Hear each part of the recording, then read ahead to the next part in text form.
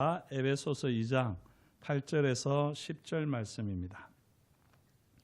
에베소서 2장 8절에서 10절 말씀, 성경을 찾으시고 이 말씀은 꼭 저와 여러분들이 올 한 해 동안 붙들고 기도하시면 참 좋겠습니다.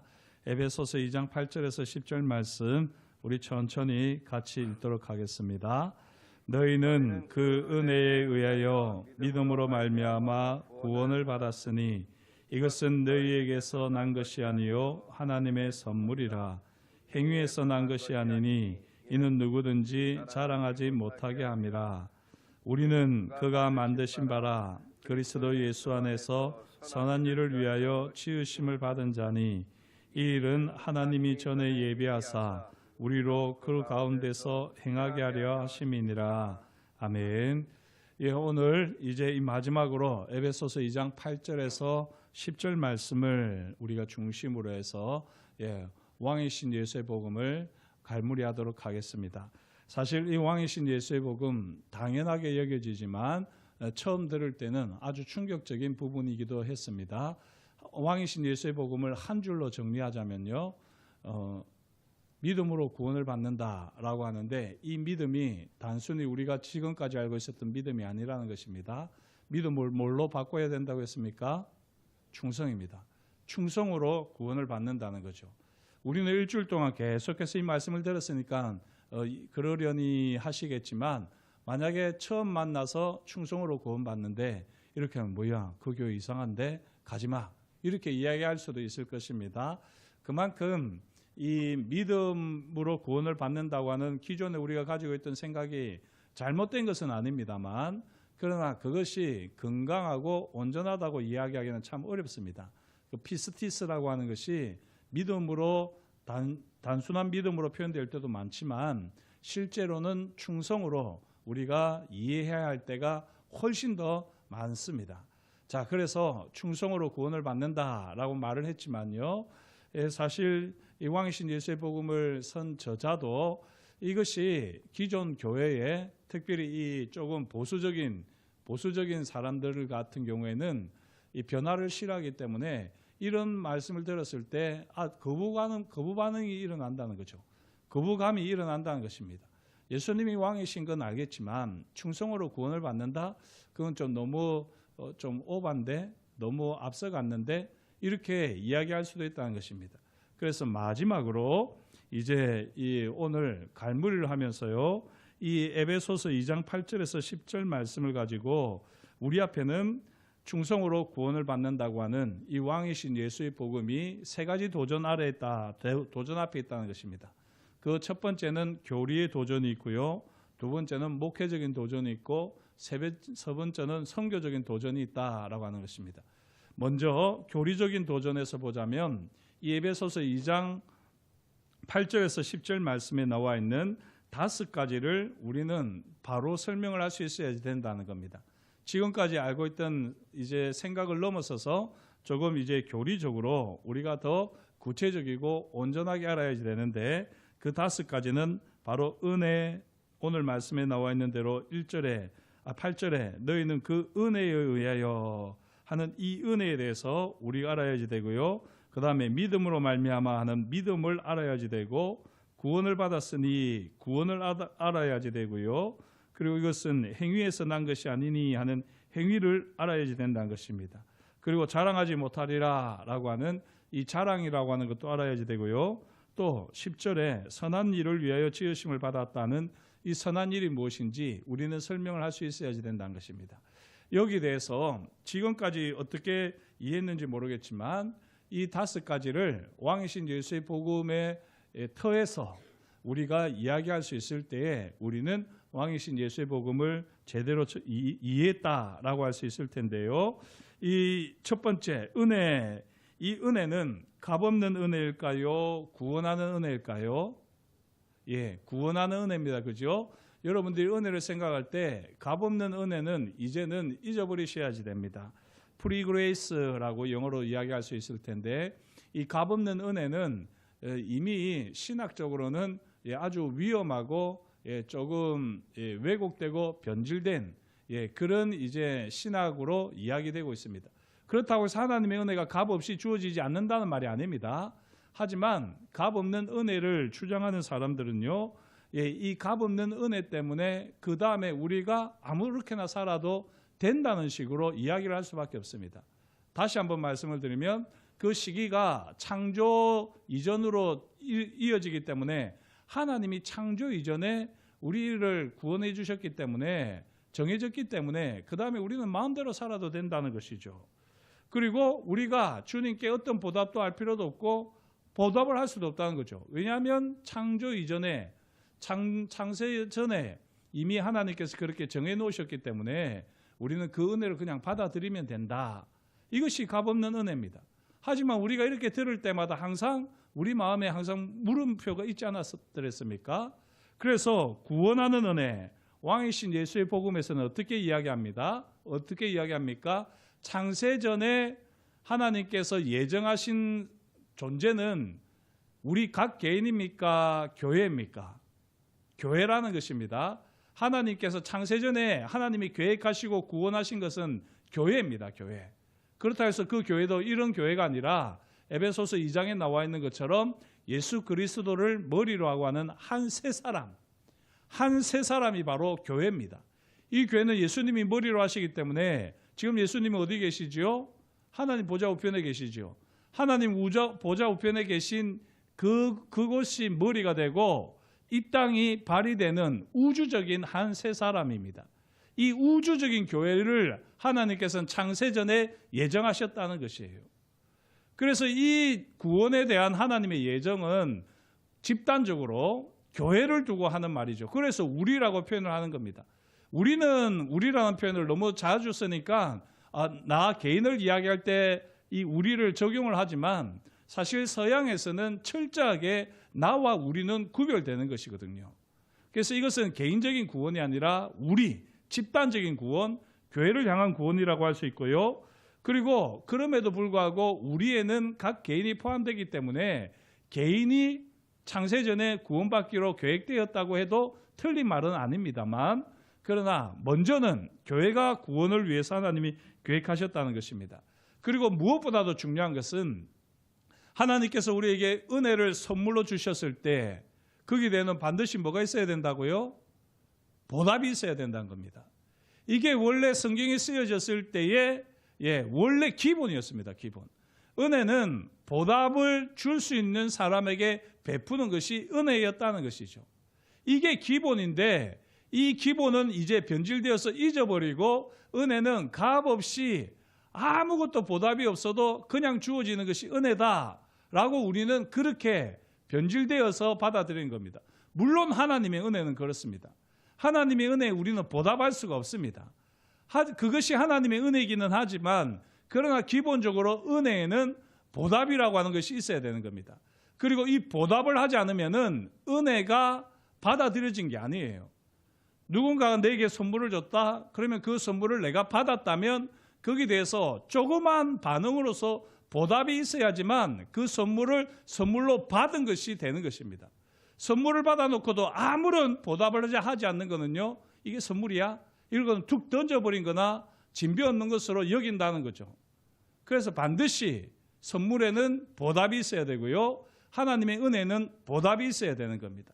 이것이 바로 왕이신 예수의 복음이라고 하는 것이죠. 두 번째, 이 믿음을 이야기하기 전에 세 번째, 구원받음에 대해서 이 저자는 이야기를 하는데요. 우리의 구원은 앞에서 제가 강조했듯이 개인 구원이 아니라 집단 구원입니다. 다시 말씀드리면 하나님께서 우리를 창세전에 구원하셨지만 그것은 먼저는 교회라는 것이죠. 그래서 정적이고 단회적이고 과거의 하나의 사건으로서의 구원이 아니라 바울이 이야기하는 구원은요, 지속적이고 총체적인 우주적인 구원입니다. 이 우주적인 구원은 창세 때부터 하나님께서 조금씩 이루어셨고 결정적으로 예수 그리스도의 왕이신 복음을 통해서 선포하셨고 나타내셨고 그 다음에는 더욱더 하나의 교회로서 함께 집단이 반응하도록 하셨습니다. 이 구원은 이렇게 집단적으로 이루어지는 것이고요. 지금도 구원은 진행 중에 있습니다. 이 집단적으로 이루어지는 구원이 지금도 진행되고 있는데 그게 우리 개인도 마찬가지입니다. 우리가 구원받았다. 그래서 우리는 끝이다. 마음대로 살아도 된다. 이게 아니라 우리가 두렵고 떨림으로 우리의 구원을 이루어가야지 되는 것이죠. 왜 두렵고 떨림으로 우리의 구원을 이루어가야 됩니까? 그게 여기서 또 조금 논란이 될 수 있는 이야기였지만 신학적으로는 이것이 가장 건강한 것인데요. 바로 믿음으로 구원을 얻고 무엇으로 심판을 받습니까? 이거를 여러분들은 기억하셔야지 됩니다. 왕이신 예수의 복음을 통해서 우리가 건강한 구원론을 가지려면 이렇게 가져야 되는 겁니다. 자, 저를 따라서 해주십시오. 믿음으로 구원을 받고 행위로 심판을 받는다. 이것입니다. 제가 가끔 말씀드리지만 중학교 때 세례문답을 제가 목사님께 받을 때 중3 때 나름대로 성경을 많이 읽고 갔다 이랬는데 목사님이 제게는 어려운 질문을 하시더라고요. 뭐라고 하셨느냐면, 자, 우리가 예수 믿었으면 우리가 심판대 앞에 설까요, 안 설까요? 이렇게 물으셨어요. 제가 성경을 안 읽었으면 안 섭니다 이렇게 이야기했을 텐데, 성경에 보면 우리가 그리스도의 심판대 앞에 선다는 말도 있고 우리가 심판을 받는다는 이야기도 있고 해서 제가 답을 잘 못했어요. 그렇게 했더니 목사님이 우리는 심판대 앞에 서지 않습니다 이렇게 말씀하셨어요. 제가 그게 너무 또 의아해서 사실은 집에 가서 열심히 또 신약 성경을 읽었던 기억이 납니다. 제가 아직도 이렇게 기억하는 것은요, 그게 잘못된 가르침이었기 때문입니다. 성경에는 보면 우리는 다 심판대 앞에 서게 되어 있습니다.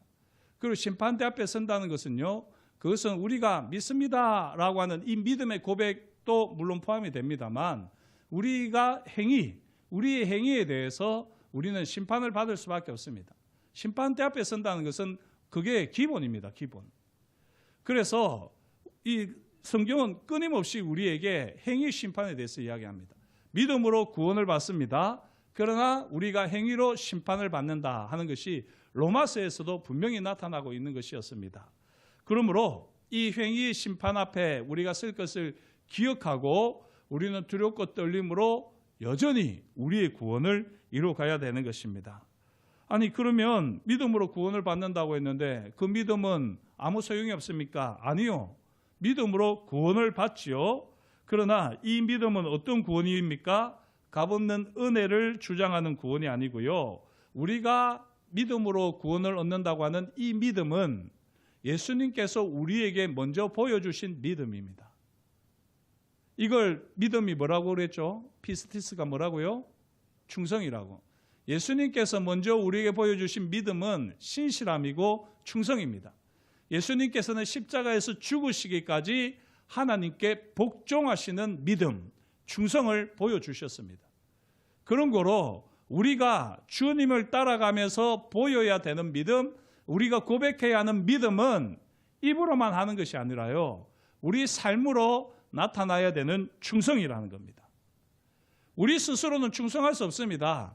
다만 주님이 우리가 갈 길, 십자가로부터 시작해서 부활의 승천에 이르기까지 주님께서 친히 보여주셨기 때문에 보여주신 그 주님의 길을 우리는 따라가는 것인데요, 이것은 바로 주님이 죽기까지 충성하신 그 충성을 따라가는 것입니다. 믿음으로 구원을 받는데 이 구원은 예수님이 먼저 보여주신 충성, 그 충성을 따라서 충성할 때 우리에게 구원이 이루어집니다. 자, 그리고 행위에 대해서는 앞에서도 이야기를 했었지만요, 이 행위라고 하는 것은 바울은 믿음으로 구원을 받는다고 하면서 행위에 대해서 이야기를 했기 때문에 로마서를 잘못 보면은 바울도 믿음으로 구원받는다고 하지 않았느냐, 이 행위에 대해서는 전혀 구원과는 상관이 없다고 말하지 않았느냐, 이렇게 볼 수 있는데 로마서에 나와 있는 이 행위는 사실은 율법의 행위입니다. 율법의 행위. 바울이 이야기하는 것은 바로 이 율법의 행위고요, 그걸 구체적으로 또 바울이 이 로마서에서 드러내기도 했습니다. 율법의 행위에 대해서. 율법의 행위로는 절대 구원받지 못합니다. 그리고 하나님께서 우리에게 요구하시는 것도 율법의 행위가 아니고요, 주님께서도 우리에게 율법의 행위를 이루신 것이 아닙니다. 그러나 우리에게 반드시 선한 행위가 있어야지 되고요. 우리의 충성이 삶으로 드러나는 행위가 있어야지 되는 것입니다. 그런 거로 규칙에 기반한, 율법에 기반한 그 어떤 행위를 말하는 것이 아니라 정말 주님이 보여주신 그 충성을 기반으로 하는 우리의 행위가 반드시 있어야지 구원을 받는다는 것이죠. 그러면 우리의 행위로 구원을 받으니 우리가 자랑할 것이 있는 것이 아니냐라고 이렇게 이야기할 수 있습니다. 하지만 실제로 우리가 주님이 우리에게 보여주신 충성을 따라서 우리가 충성을 행할 수 있느냐? 충성해보면 충성이 얼마나 어렵습니까? 충성하기가 참 어렵습니다. 차라리 주님이 짠! 나타나셔가지고 너 오늘 이거 반드시 해. 안 그러면 죽어. 이렇게 하면 우리가 충성할 텐데 주님이 그렇게 나타나신 적이 없습니다. 목사님이라도 좀 확실하게 좀 이거 해! 라고 말씀하시면 거기 충성하겠는데 목사님도 대충 이야기하시고 이걸 하라는 건지 하지 말라는 건지 막 헷갈릴 때도 있지 않습니까? 이 충성을 하고 싶은데 구체적으로 말씀을 안 해주시니까 충성을 잘 못하겠다. 이렇게 우리는 이야기하기도 합니다. 우리가 충성을 할 수 있는 유일한 방법은요. 우리가 충성하도록 주님께서 어떻게 조치를 하셨습니까? 왕이신 주님께서 우리가 충성할 수 있도록 우리에게 어떤 일을 행하셨죠? 이게 왕이신 예수의 복음에서 이야기했는데 무엇입니까? 성령님을 보내주셨습니다. 우리는 우리 힘으로 충성할 수 없습니다. 충성할 만한 기준도 모르고요, 표준도 모르고 충성할 능력도 없고 지혜도 없습니다. 그렇기 때문에 우리가 충성을 할 수 있는 것은 오직 성령의 능력으로, 오직 성령의 은혜로 우리가 충성합니다. 그런 거로 우리가 어떤 충성을 하든지 우리의 충성은 구원받는 행위이기는 하지만 이 행위로 말미암아 자랑할 것이 없는 겁니다. 만약에 자랑을 할 분이 있다면 누가 자랑해야 되지요? 성령님이 자랑하셔야 되는 겁니다. 성령께서 자랑하셔야 되는데 성령님은 워낙 부끄러움을 타시는 분이셔서 예수님께 영광을 돌려드리지 성령님께서 영광을 받으시지는 않습니다. 동일하게 우리가 충성하고도요, 우리가 무익한 종인데 하나님이 은혜를 주셔서 성령님께서 지혜와 능력을 주셔서 제가 충성할 수 있었습니다. 이게 정답이지, 저 충성 좀 하지 않았습니까? 다른 사람하고는 비교가 되지 않는 충성하지 않았습니까? 이렇게 할 게 아니라는 것입니다. 그렇게 한다는 것은요, 자기 의로 율법의 행위로서 충성을 했다는 것이죠. 충성은 그게 아니라 철저하게 성령을 따라서 행하는 것입니다. 그런 거로요, 이 선한 일을 행한다고 할 때 이 선한 일은 우리가 생각하는 그런 선한 일이 아니라 바로 성령께서 우리에게 주시는 감동을 따라 행하는 일입니다. 성령을 주님께서 우리에게 선물로 주셨고 성령께서 우리 가운데서 역사하시면서 뭘 하게 하시죠? 충성을 하게 하시는 겁니다. 그런 거로 성령께서 우리 가운데 선물로 주셨고 그 선물의 보답으로 우리는 반드시 이 충성함으로써 우리는 구원을 얻게 되는 것입니다. 자, 그러면은 이제 목회적인 도전이 있는데요. 충성 좋습니다. 이제 충성하겠습니다. 그러면 어떻게 충성을 해야 됩니까? 라고, 얼마나 충성을 해야 됩니까? 라고 이렇게 물으실 수 있습니다. 그런데 여기서 조심하셔야지 되는데요. 우리 한국 교회도 제자 훈련으로 부응했다라고 말을 하지만 실제로 이 제자 훈련의 비판을 많이 받습니다. 왜냐하면 주님의 제자를 만든 것이 아니라 담임 목사의 제자를 만들었다라고 하는 이런 비판을 참 많이 받습니다. 이 제자 훈련이 그렇게 잘못되기가 참 쉬운데요. 충성도 마찬가지입니다. 담임 목사에게 충성하는 게 충성은 아닙니다. 또 그렇다고 해서 저한테 충성 안 해도 된단 말이 아니고요. 충성해야 될 우리의 기준은 우리도 잘 몰라요, 사실은. 그래서 얼마나 충성해야 되는지도 말하기가 어렵습니다. 하지만요, 우리가 충성할 수 있도록 누구를 보내주셨다고요? 성령님을 보내주셨습니다. 그런 거로 성령님께서 우리에게 가르쳐 주시는 대로 충성하면 됩니다. 성령님께서 주님께 충성하라고 하면 충성하시면 됩니다. 성령님께서 오늘은 담임 목사님께 충성해라고 하면 담임 목사에게 충성하면 됩니다. 오늘은 장로님께 충성하라고 하면 충성하면 됩니다. 오늘은 아이에게 충성하라고 하면 충성하면 됩니다. 오늘은 가난한 자, 길거리 노숙자에게 충성하라고 하면 충성하면 됩니다. 주님께서, 성령께서 우리에게 충성하라고 하면 충성하면 되는 겁니다. 이거는요, 사람마다 다 다릅니다.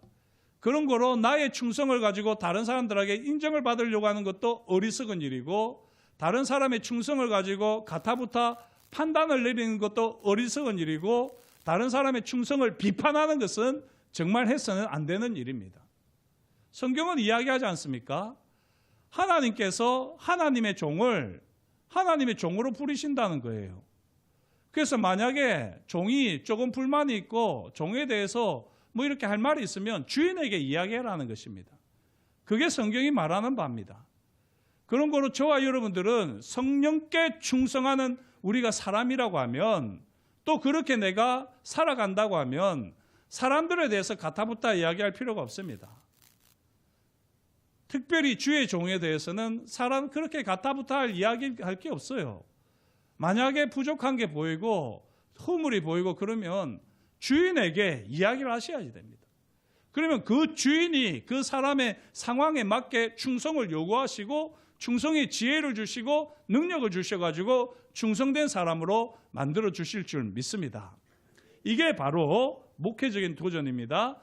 어떤 기준을 이야기한다, 어떤 명확한 행위, 규칙을 정한다, 이거는요 충성과 전혀 관계없는 것입니다. 사람마다 다 충성이 다릅니다. 오늘 이 새벽기도에 나오는 여러분들이 충성하신 건 맞습니다.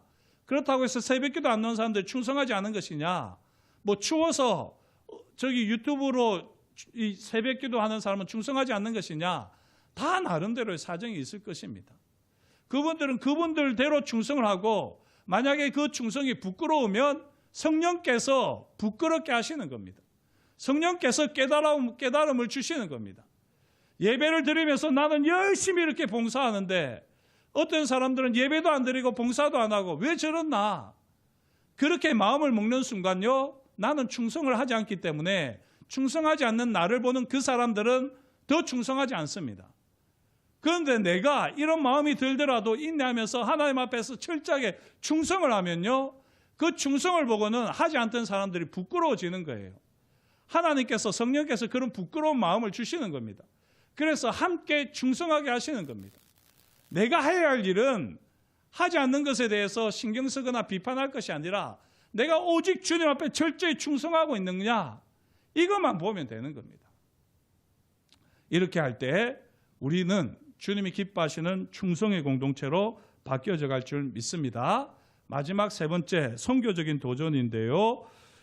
주님께서는 제자들에게 뭐라고 말씀하셨습니까? 마태복음 28장을 보게 되면 내가 하늘과 땅의 권세를 얻었으니 너희는 가서 뭐라고 했습니까? 영혼을 구원하라, 이렇게 말씀하셨습니까? 아니죠. 제자를 삼으라 말씀하셨습니다. 주님의 관심은 영혼 구원에 있지 않았습니다. 주님의 관심이 영혼 구원이었으면 복음은 십자가에서 끝이 나야 됩니다. 하지만 우리가 왕이신 예수의 복음을 통해서 10가지에서 5가지로 줄였듯이 최소한 이 5가지 예수님이 행하신 일을 보게 되면 특별히 부활과 승천과 재림이 남아있는데, 이 3가지를 놓고 보면 주님께서는 영혼 구원에, 물론 영혼 구원도 해야 되지만요, 영혼 구원 플러스 하나님의 나라가 이루어지도록 해야 되는 겁니다.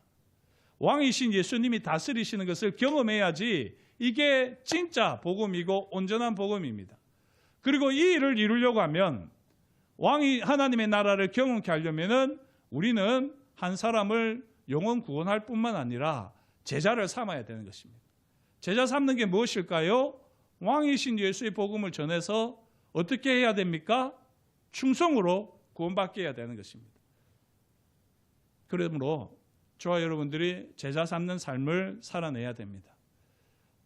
그렇다고 해서 내 제자 만드는 것이 아니라 주님의 제자를 만드는데요, 이 일은 우리가 할 수 있는 일이 아무것도 없습니다. 사실은 오직 성령께서 하시는 일입니다.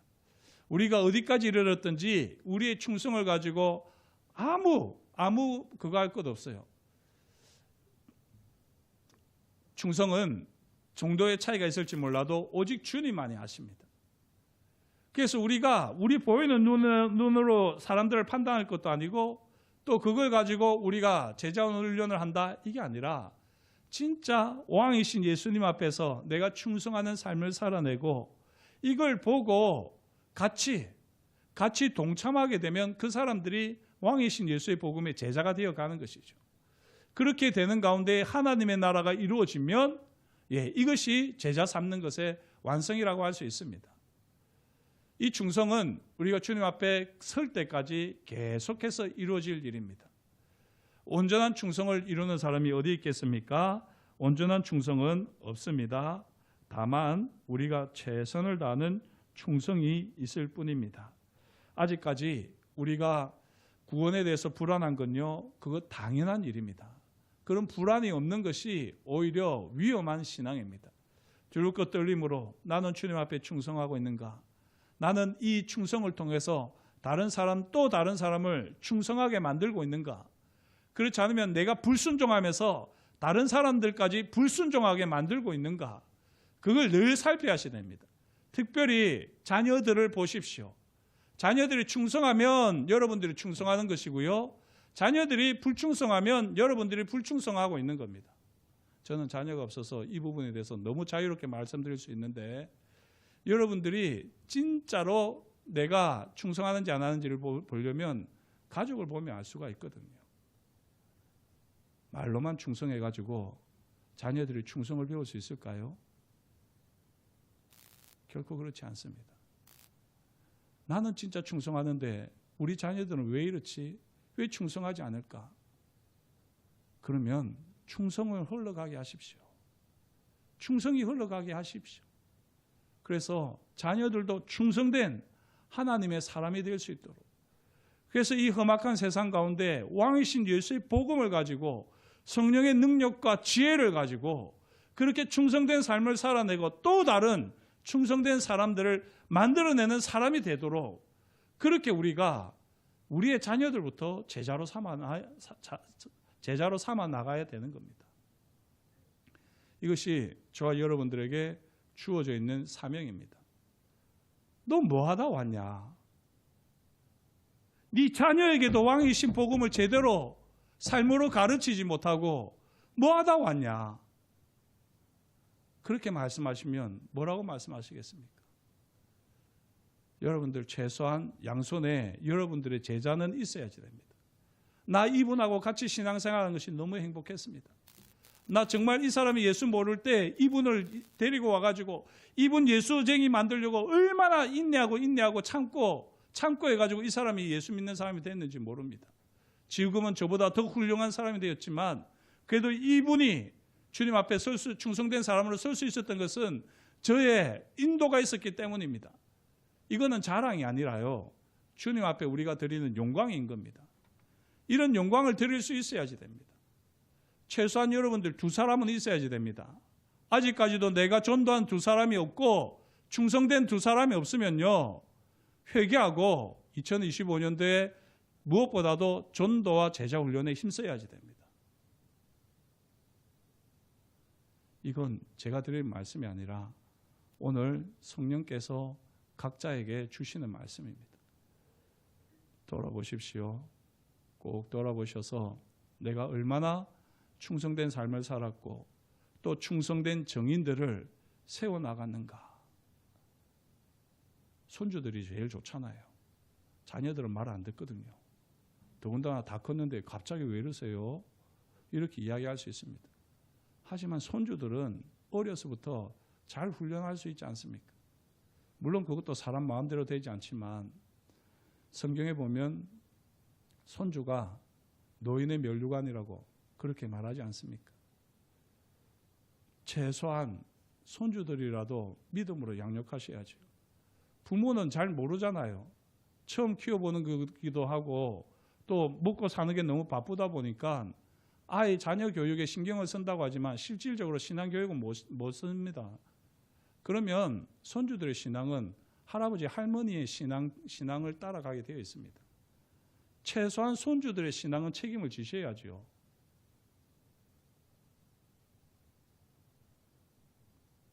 (2025년) 왕이신 예수의 복음을 따라 하나님 앞에 충성된 저와 여러분이 될 수 있기를 주의 이름으로 축복합니다. 기도하겠습니다. 하나님 아버지, 주님께서 저희를 사랑하여 주시고 오늘도 저희에게 말씀하여 주시니 감사합니다. 올 한 해를 우리가 어떻게 보내야 할지 또한 주님께서 말씀을 통하여 분명하게 깨우쳐 주셨습니다. 하나님 아버지, 충성된 삶을 살고 있지 못하고 또 그렇기에 하나님 아버지 충성을 감히 또한 가르치고 보여주고 요구할 수도 없는 부끄러운 삶임을 고백합니다. 이제부터라도 하나님 아버지 앞에서 더욱 충성하기를 원합니다. 말씀에 충성하고 기도에 충성하고 찬양에 충성하며 무엇보다도 선한 일에 충성하게 하셔서 더욱더 어려운 사람들을 돌아보고 그들에게 예수님의 사랑을 삶으로 증명해내는 하나님의 사람들 다 되게 하여 주시옵소서. 하나님 아버지, 믿음으로 구원을 받는다고 말을 하면서도 우리에게 믿음이 없는 것으로 참 많이 힘들어하고 또 어려워하고 고민을 했었는데 이제 우리에게 요구하시는 믿음이 충성임을 확실하게 깨달아 알았사오니 왕이신 예수님의 복음 앞에 충성하는 가운데 하나님의 나라를 이루어가는 하나님의 사람 되게 하여 주시옵소서. 그렇게 우리 가운데 하나님께서 늘 동행하시고 성령께서 우리를 통하여 영광 받으실 것을 인하여 감사드리오며 예수님의 이름으로 기도드립니다. 아멘.